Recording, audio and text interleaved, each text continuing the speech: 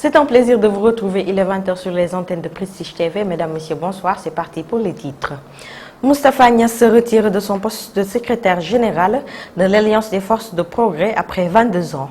Journée de l'enfant africain, le comité départemental pour la protection de l'enfance a déposé son mémorandum au préfet du département. La direction de l'ASEPEX a organisé un atelier de formation aux jeunes des 14 régions sur la digitalisation de leur employabilité. Les actualités nationales et internationales, la page des sports et la revue de presse mettront fin à cette édition. Tout de suite, le développement.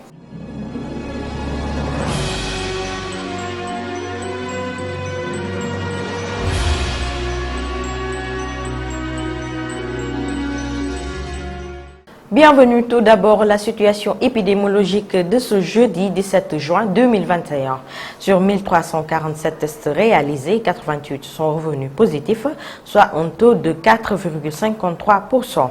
Il s'agit de 41 cas contacts, aucun cas importé et 47 issus de la transmission communautaire. Le verdict du procès pour diffamation opposant le juge Souleymane Teliko à Madiambal Diagne vient de tomber. Le patron de presse écope d'une condamnation de 6 mois de prison, dont 3 mois fermes, et d'une amende de 6 millions.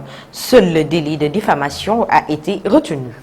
Moustapha Niasse ne sera plus secrétaire général de l'Alliance des forces de progrès AFP à partir du premier trimestre 2022. Il a décidé de se retirer après 22 ans pour céder la place aux jeunes. Il l'a annoncé hier à l'occasion de l'appel du 6 juin 1999 de l'ancien socialiste devenu depuis patron des progressistes. Nous écoutons Moustapha Niasse. L'AFP ne fait pas d'exclusive. Nous avons opté, nous, pour le culte de la liberté, pour la bataille opiniâtre. J'ai dit et je redis aujourd'hui encore une fois que les personnes de mon âge sont prêtes à passer le flambeau aux jeunes, à la jeune génération et aux jeunes cadres de notre parti. Femmes, jeunes filles y comprises, hommes et jeunes. L'Alliance des forces de progrès a enregistré plus de 600 cadres nationaux. Dans l'Alliance nationale des cadres pour le progrès.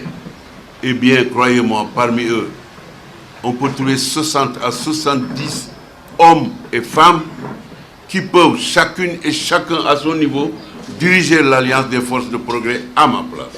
Ce qui ne signifie pas que les vieux que nous sommes vont partir, non, on sera là avec vous. Mais c'est vous qui allez diriger. Dès le prochain congrès, nous passons qu'en 2022, nous serons en mesure, dans le premier ou dans le second trimestre, nous serons en mesure d'organiser ce congrès pour que l'Alliance des forces de progrès ait une nouvelle direction. C'est pour cela que le slogan de l'AFP, c'est « Nous avons choisi l'espoir ».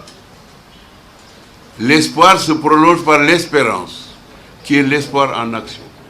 Vous le retrouvez dans la Bible, vous le retrouvez dans la Torah, vous le retrouvez dans le Saint-Coran.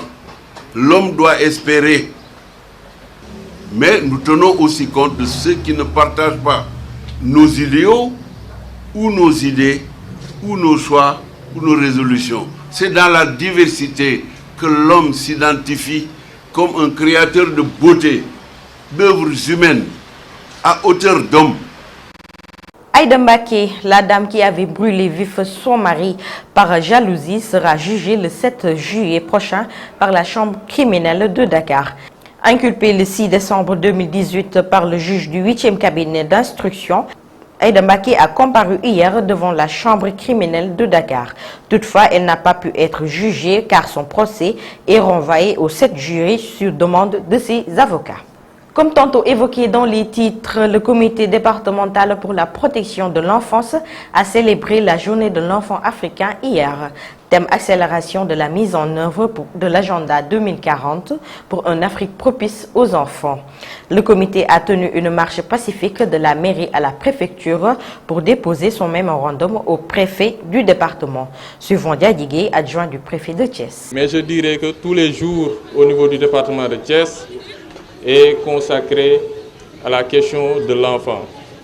J'en veux pour témoin le point focal du CDPE qui m'appelle quotidiennement pour des cas de violence d'enfants perdus, retrouvés, à prendre en charge dans le cadre des missions du CDPE.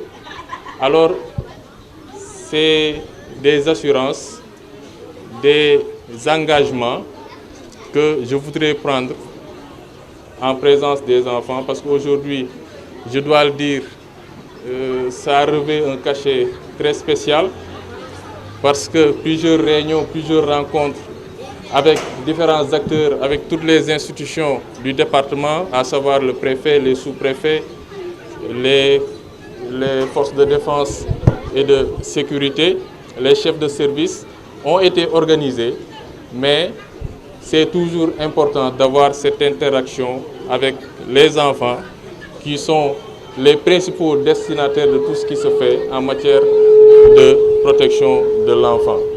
En tournée nationale pour l'enroulement des produits des entreprises sous la plateforme Made in Sénégal, la direction de l'ASEPEX a organisé un atelier de formation aux jeunes des 14 régions sur la digitalisation pour leur employabilité. Un atelier de formation à l'attention des PME sur le commerce électronique présidé par le secrétaire général de l'ASEPEX.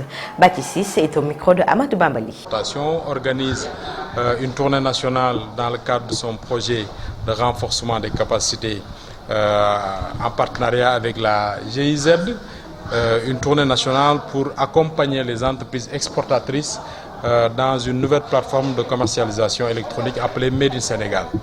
Nous avons constaté, bien avant le Covid, qu'il y avait le développement du commerce électronique qui imposait déjà une présence sur les réseaux sociaux, sur Internet de façon générale, pour mieux commercer. Mais la survenue de la pandémie nous a confortés dans cette position et nous a exigé à aller vers de nouveaux outils et de nouveaux instruments de promotion du Made in Sénégal. Et ces nouveaux outils et de nouveaux instruments de promotion du Made in Sénégal, les plateformes de commercialisation en ligne en font partie. Et c'est pourquoi l'ASEPEX, avec son partenaire la GIZ, a mis en place une plateforme de commercialisation de produits sénégalais orientés vers l'international pour permettre à nos entreprises de relever le défi de l'accès au marché. Parce que nous savons qu'aujourd'hui, avec la pandémie, il y a des restrictions sur les différents déplacements, mais mieux, l'essentiel des activités commerciales au niveau international sont annulées et ou bien se déroulent d'une autre manière. Aujourd'hui, nous assistons à la création de foires virtuelles, de salons virtuels, et il est important que nous capacitions nos entreprises à être présents sur ce segment de commercialisation. Il est important que nous renforcions nos entreprises sur ce volet-là, parce que de plus en plus, ça devient aujourd'hui la place de marché la plus importante.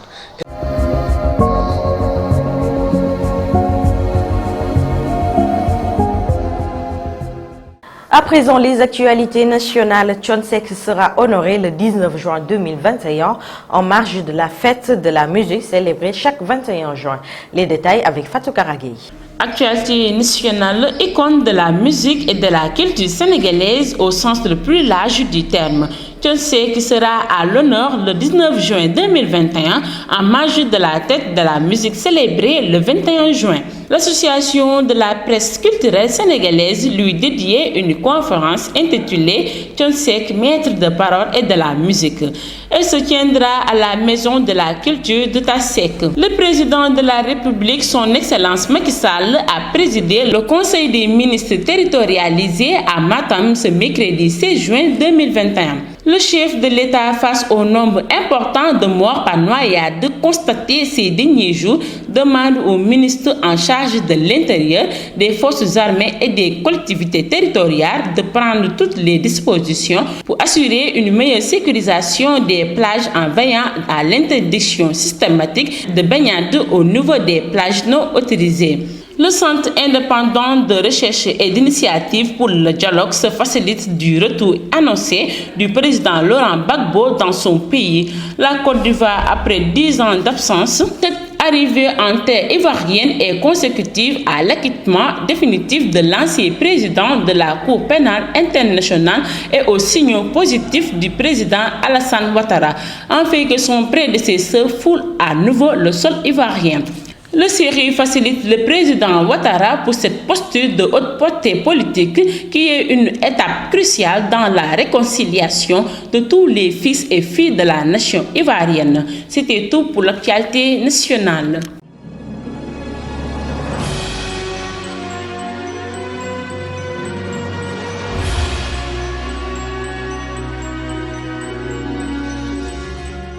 Merci Fatou Karagé. Hors de chez nous en Côte d'Ivoire, l'ancien Premier ministre Guillaume Soro en exil est poursuivi pour complot et atteinte contre l'autorité de l'État. Le procureur a requis la prison à perpétuité. Ramatoulaye Cissé. Nous démarrons l'actualité internationale par le Kenya et la Somalie. Après 6 mois de rupture entre le Kenya et la Somalie, les relations diplomatiques reprennent après un échange de courrier au ton feutré entre les deux ministères des Affaires étrangères. Samedi 12 juin, Mogadiscio avait signalé vouloir une réouverture des ambassades respectives. Une invitation acceptée lundi 14 juin par Nairobi qui parle même d'une reprise dès que possible.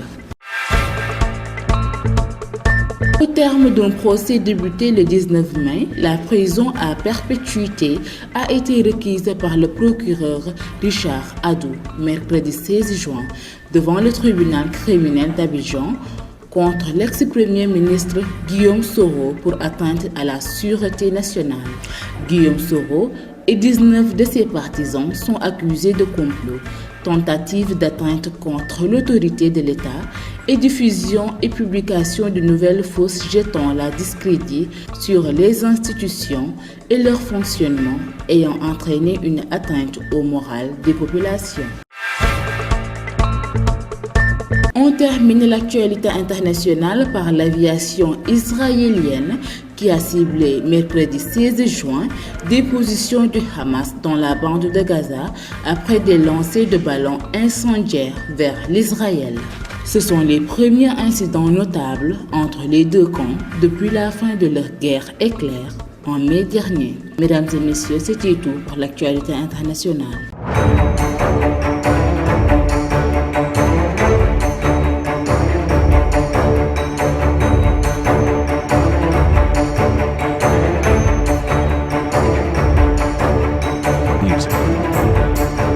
C'était Ramatoulaye Cissé. À présent, la page sportive. Deuxième journée Euro 2021.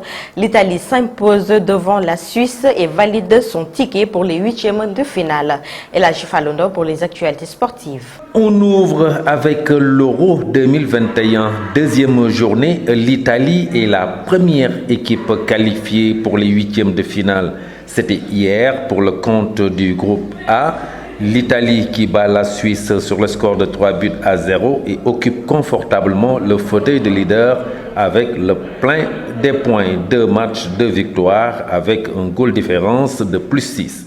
L'Italie, après une absence lors de la dernière Coupe du Monde jouée en Russie, marque son retour dans une compétition grandeur nature, 29 matchs sans défaite. L'Italie, en 2 matchs, a déjà marqué 6 buts et à la meilleure défense pour l'heure avec 0 but encaissé. Il faudra beaucoup compter avec cette équipe italienne. Pays de Galles, avec une bonne prestation, bat la Turquie 2-0 et occupe la 2e place.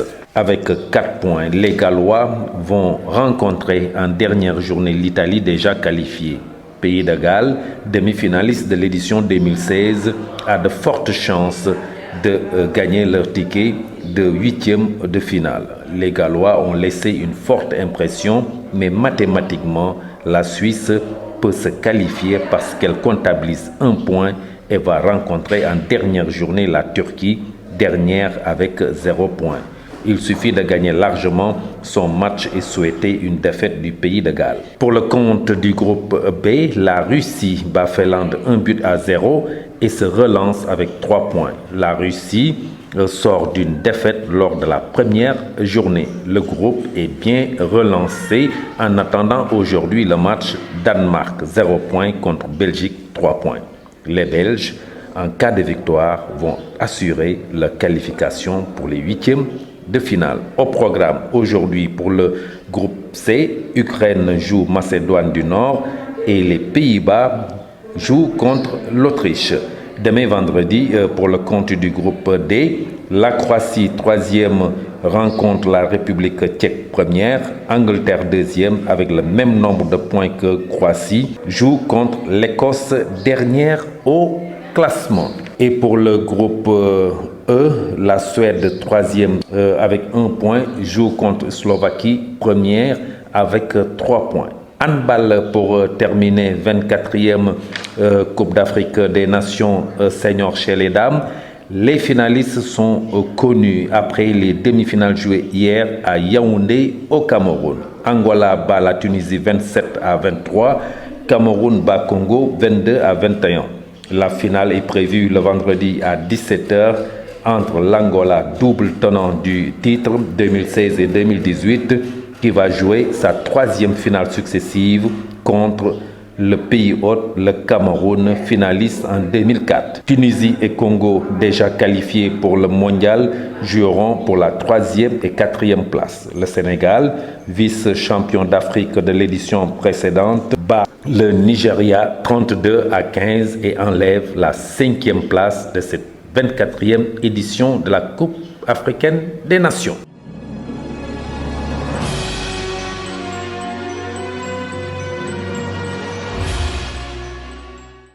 Dernier élément de cette édition, la revue de presse présentée par Rokhaya Dabameng. Bienvenue.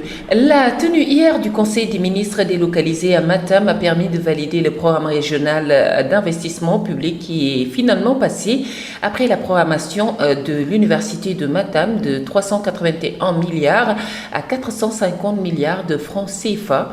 Aussi, le Conseil s'est penché sur l'insertion des jeunes et a confirmé l'indemnité mensuelle de 50 000 francs qui sera allouée au chef de village. L'Observateur, à sa page 3, revient sur le problème des voyagistes privés. Laissés presque à eux-mêmes, ils font les frais de l'annulation de l'édition 2021 du pèlerinage à la Mecque.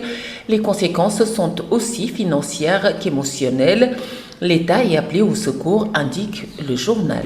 Direct News dénombre les morts et pointe du doigt l'État et les mairies, et de préciser que Dakar a enregistré 15 cas de noyade, dont 10 morts en un jour. La Tribune s'intéresse à l'affaire Moustapha Niasse. Le fondateur de l'AFP a décidé, après que ce parti ait perdu beaucoup de terrain, de quitter la direction.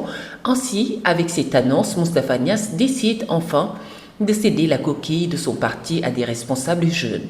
L'évidence revient sur la réplique du ministre de l'Enseignement supérieur, Cheikh Oumar Anne, en ces termes: on n'arrête pas la mer avec ses bras. Dans un communiqué rendu public, les amis du ministre mettent en garde les pourfendeurs de leur leader qui, selon eux, tentent de le dénigrer. 24 heures annonce que le Sénégal est entre hystérisation et décomposition, les politiques sous tension, un tableau noir peint par nos confrères, une classe politique en pleine déconfiture, la politique spectacle, le populisme criant, la vacuité des débats et les politiques publiques et la vie démocratique écœurant. Le tant pis est en train de gagner tout le pays. Stade pour terminer, sur l'état de la pelouse du stade Lat Dior, Cheikhou Kouyaté parle. L'État aussi doit nous aider pour cette pelouse. S'il ne peut pas le faire, qu'il nous le dise. Nous, les joueurs, nous allons cotiser pour régler le problème. Belgique et Pays-Bas aux portes des 8e de finale. Real Madrid, Sergio Ramos quitte la Maison Blanche. Bonne lecture. Bonne lecture. Ceci met fin à cette édition. Mesdames, Messieurs, merci d'avoir été au rendez-vous. L'information continue sur www.prestigechess.com. Bonne soirée.